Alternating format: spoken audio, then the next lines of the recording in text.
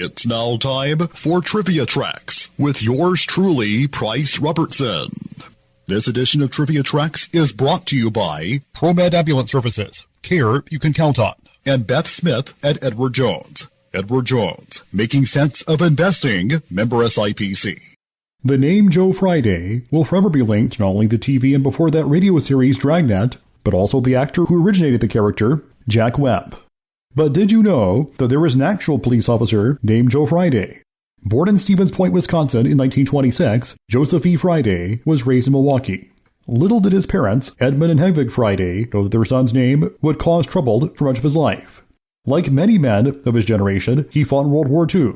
In fact, during the Battle of the Bulge, he and a friend were caught behind enemy lines. They were hidden by civilians and were able to make it back safely.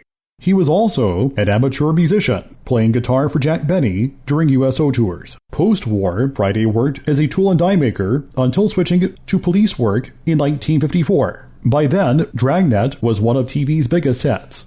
Shortly after he was hired by the Milwaukee Police Force, the officer received a telegram from Jack Webb. "Very best wishes on your new job from both of us, Joe Friday and me," the actor wrote. In 1955, Friday caught up with Webb when the actor stopped by Milwaukee to promote his new movie, Pete Kelly's Blues. Friday said years later that Webb told him he had looked all over the country for a name he could use, and he thought there wasn't anyone with the name Joe Friday. The two even had dinner that night. Despite this encounter, Friday had to endure the accident of his name, which forced him to get an unlisted phone number. Kids would often call Friday's home in the middle of the night singing dum-de-dum-dum and hang up. Years later, his longtime partner Jim Clare told the Milwaukee Leader Telegram, "I used to listen to him on the phone. He'd say, 'This is Joe Friday of the Milwaukee Police.' Well, my name is Joe Friday. No, I'm not putting you on." Sometimes it would take a little convincing. Friday's police career included patrol duties and work with the MPD's Vice Squad. In 1959, Friday was involved in a highly publicized shooting, which occurred the night after the murder of a Milwaukee woman. A man matching the suspect's description shot and killed Sergeant Raymond Nenke. Friday fatally shot the suspect.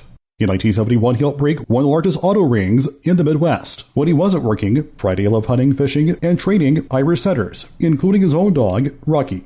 In 1986, Friday stepped down from the police force after 32 years, his career having outlasted the fictional Joe Friday's career, as Jack Webb had died in 1982. The real Joe Friday passed away on September 18, 2001, at the age of 75. Lung cancer was the culprit. He was survived by his wife of 53 years, Mary Friday, and two sons, Mark and Paul. Till next time, I'm Price Robertson.